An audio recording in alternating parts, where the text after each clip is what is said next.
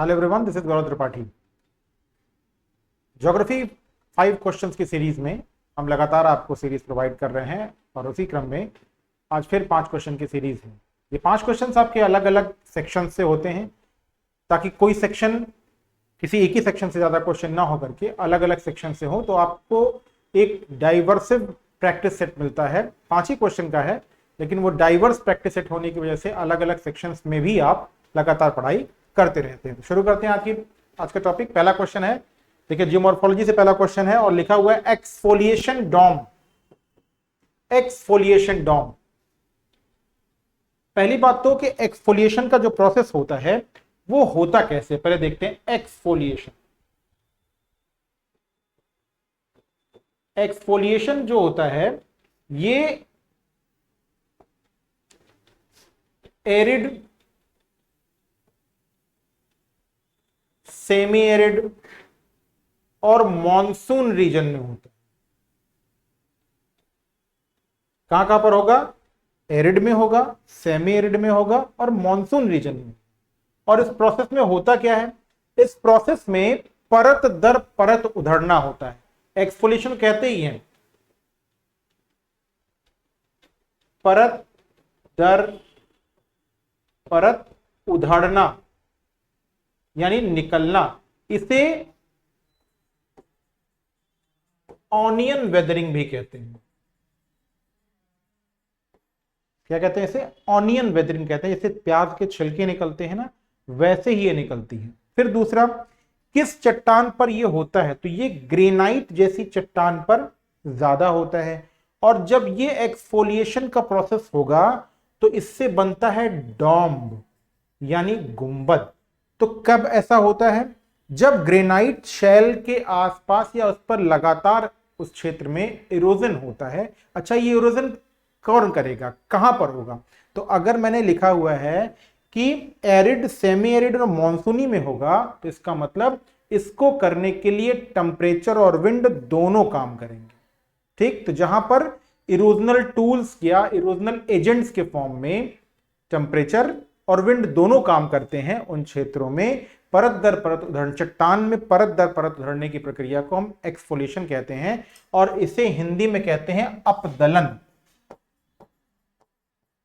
हिंदी में क्या कहते हैं? अपदलन का प्रोसेस कहते हैं।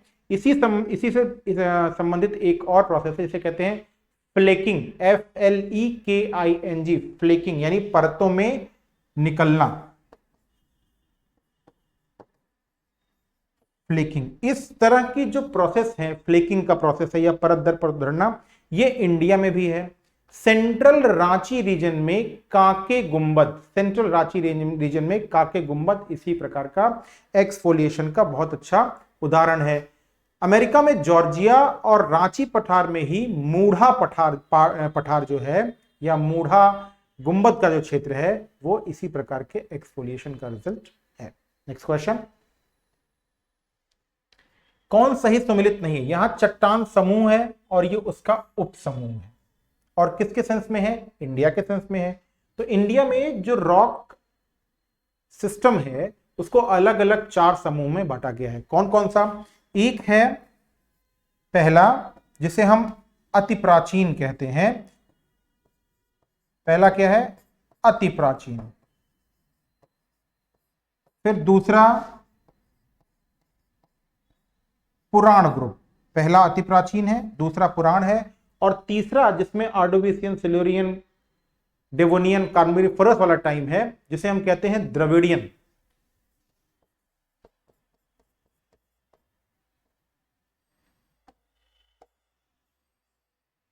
जिसे हम कहते हैं द्रविड़। और तीसरा है आर्यन। तो अति प्राचीन, पुराण, द्रविड़ और आर्यन। अति प्राचीन में कौन कौन है? यहां पर आर्कियन और धारवाड़ आते हैं। ठीक है, कौन कौन आएगा यहां पर? आर्कियन और धारवाड़।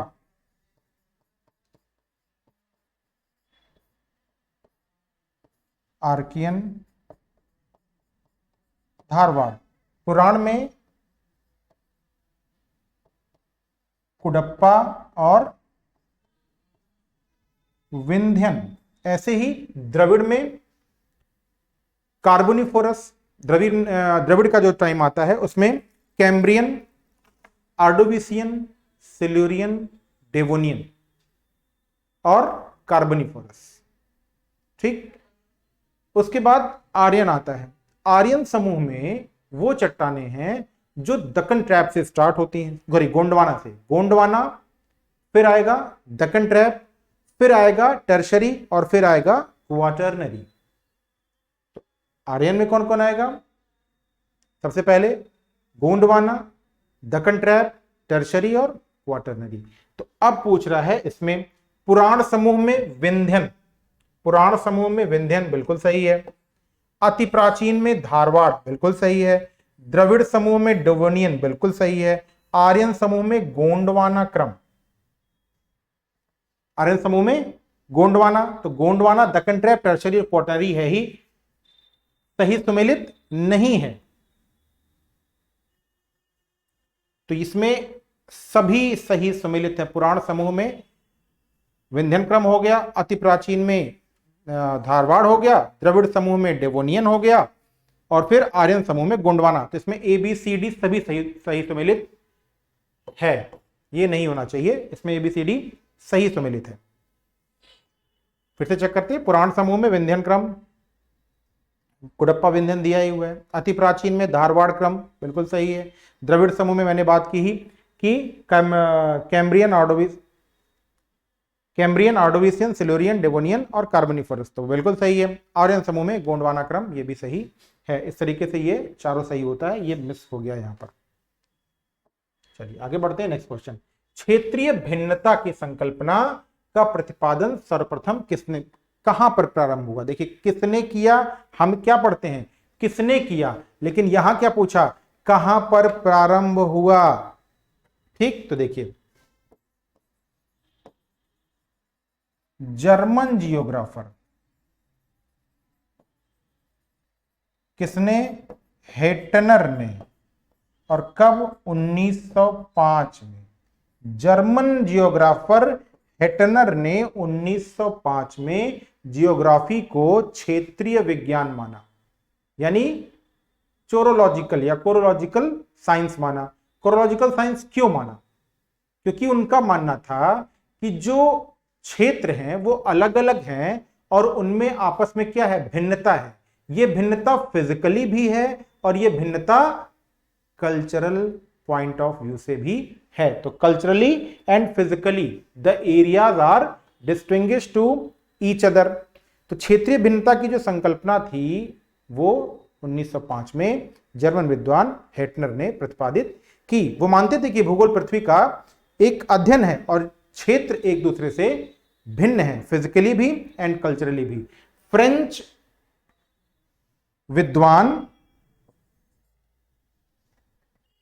विद्वान ब्लाश ने भी इस क्षेत्रीय भिन्नता की संकल्पना को एक्सेप्ट किया था, माना था।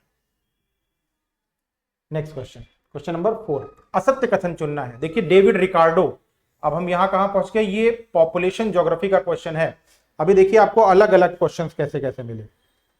पहला क्वेश्चन जियोमॉर्फोलॉजी से, दूसरा क्वेश्चन ये ज्योग्राफी ऑफ इंडिया से, तीसरा क्वेश्चन ये थॉट्स वाले सेक्शन से, चौथे क्वेश्चन में हम आ गए, अब हम आ गए ह्यूमन ज्योग्राफी के सेक्शन में, पॉपुलेशन ज्योग्राफी में।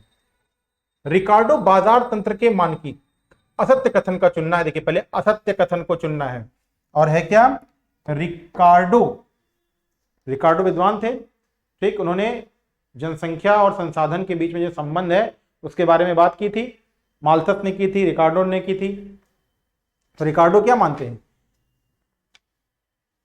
डेविड रिकार्डो के संबंध में असत्य कथन का आपको चयन करना है। माल्थस के सिद्धांत के लिए देखिए, डेविड रिकार्डो ने बाजार तंत्र के मानकी मॉडल का प्रयोग किया था। बिल्कुल वो बाजार तंत्र के मानकी मॉडल का प्रयोग करते थे, या standard model of market mechanism. क्या कहते थे वो, मार्केट मैकेनिज्म के थ्रू उन्होंने कहा कि अगर किसी क्षेत्र में श्रम आपूर्ति ज्यादा हो जाएगी, श्रम आपूर्ति ज्यादा यानी ज्यादा लोग काम करने आ रहे हैं, तो जो उनकी मजदूरी होगी वो क्या होगी, वो कम हो जाएगी।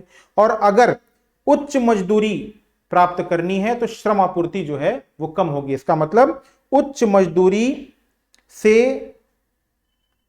उच्च मजदूरी और जनसंख्या वृद्धि, इन दोनों में संबंध उन्होंने स्थापित किया और कहा कि अगर श्रमिक अधिक होंगे या श्रम की उपलब्धता अधिक होगी तो मजदूरी क्या होगी, घटेगी, और श्रम की मांग बढ़ने पर मजदूरी क्या होती है, बढ़ती है।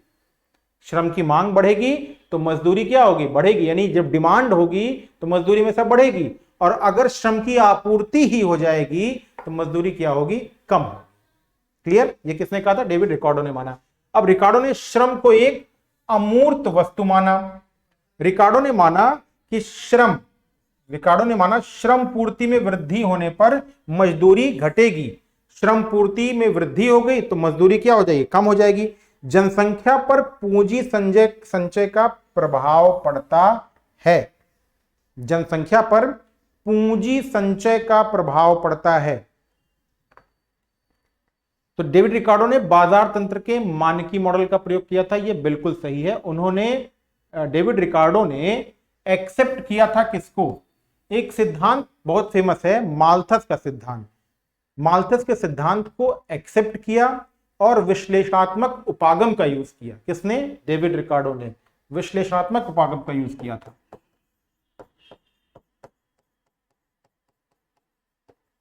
विश्लेषणात्मक उपागम का यूज किया किसने? डेविड रिकार्डो ने। और माल्थस के सिद्धांत को एक्सेप्ट भी किया था।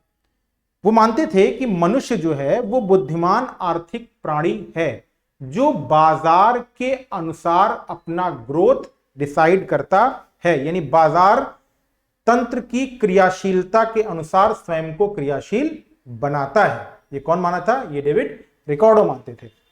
फिर रिकार्डो ने श्रम को एक अमूर्त वस्तु माना। यहां पर आकर यह चीज असत्य होती है कि श्रम को वो क्या है, अमूर्त नहीं मानते थे। वो श्रम को क्या मानते थे कि वो एक मूर्त वस्तु है, यानी बी ऑप्शन यहां पर गलत हो जाता है। रिकार्डो ने माना कि श्रम में आपूर्ति बढ़ेगी तो मजदूरी क्या हो जाएगी, घट जाएगी, और अगर श्रम की डिमांड बढ़ी है तो मजदूरी भी क्या होगी, बढ़ जाएगी। तो राइट आंसर यहां पे बी हो जाता है। जनसंख्या पर पूंजी संचय का प्रभाव पड़ता है, यानी अगर पूंजी संचय है आपके पास, यानी पूंजी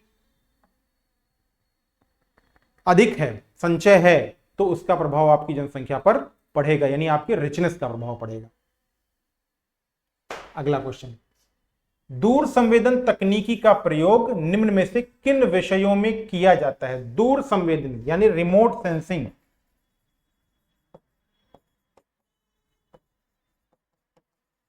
रिमोट सेंसिंग क्या है? एक डेटा कलेक्शन करने की टेक्निक है।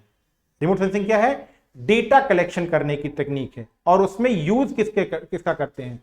रिमोट का यूज करते हैं, यानी किसी दूसरी चीज से बिना संपर्क किए उसके बारे में दूर से ही इंफॉर्मेशन ले लेना।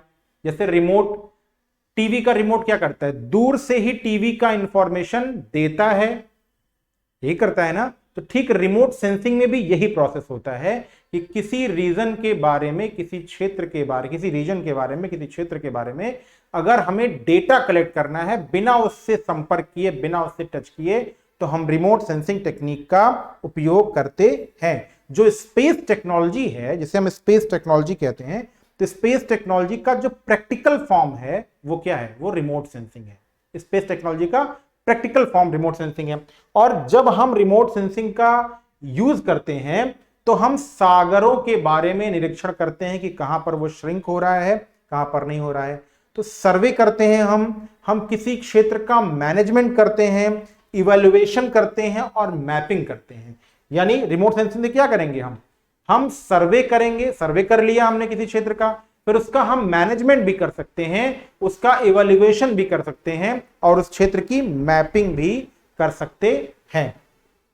और किन क्षेत्रों में यूज होता है इसका? ओशियनोग्राफी में सागर के बारे में उपयोग होता है, सॉइल के बारे में उपयोग होता है, फॉरेस्ट के बारे में उपयोग होता है, सीजन वेदर के बारे में उपयोग होता है, कार्टोग्राफी में भी इसका यूज करते हैं। तो यहां पर ओशन में भी होगा, एग्रीकल्चर में भी होगा, मेट्रोलॉजी में भी होगा, और लैंड यूज यानी ABCD सभी में ये यूज होगा। और ये कहां से क्वेश्चन था? ये आपका जो ज्योग्राफी में टेक्निक का यूज, यानी यूनिट नंबर 8 है, ये 8 या 9 है यूजीसी नेट में, ये वहां से लिया गया है, जिसे हम कार्टोग्राफी कहते हैं, या जिसे हम टेक्निकल, जो टेक्निकल एडवांसमेंट है इन ज्योग्राफी, ये वो वाला सेक्शन। ठीक है, तो आज के 5 क्वेश्चंस यहाँ पर एंड होते हैं। Good bye.